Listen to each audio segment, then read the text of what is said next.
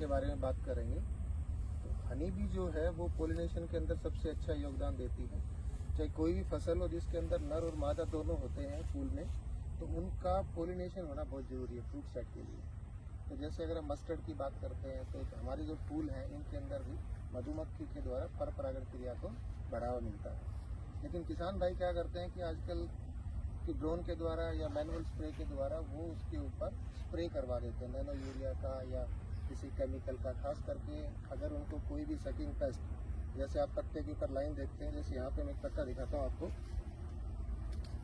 तो इस तरह के जो लाइन वाले ये पत्ते बन जाते हैं जिनको हम बोलते हैं रस चूसक कीड़े की वजह से आते हैं। या इसके अलावा और भी कोई दूसरा कीड़ा आ गया जो रस चूसता है या पत्ते को खाता है, तो उनके लिए वो एग्रोकेमिकल्स का इस्तेमाल करते हैं।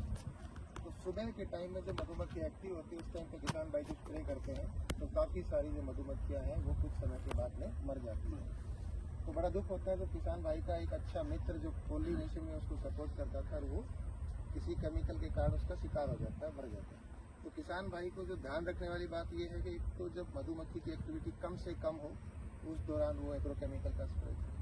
दूसरी एक सबसे बड़ी बात यह है कि वो ETL का ध्यान रखे, कृषि विशेषज्ञ से सलाह ले ले कि उसको फसल पे स्प्रे करना है कि नहीं करना।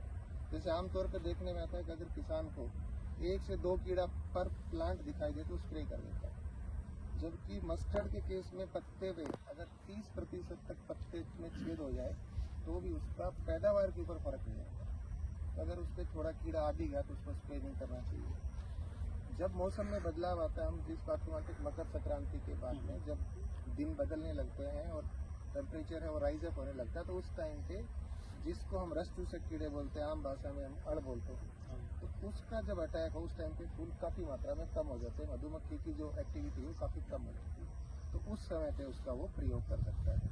तो मैं यही कहना चाहूँगा किसान भाइयों को कि कम से कम मात्रा में और कम से कम ETL को देखते हुए और मधुमक्खी की एक्टिविटी ना हो उस टाइम उसका स्प्रे करें, और हो सके तो उसको अवॉइड भी करें। क्योंकि जैसे मैंने बताया कि पत्ते में 30% तक, मतलब 1/3 पत्ता भी अगर मस्टर्ड का खराब हो जाता तो भी पैदावार के ऊपर कोई खास फर्क नहीं पड़ता। तो ये हमने विशेष ध्यान रखना है। किसान का ये मित्र है और किसान के लिए ही काम करता है।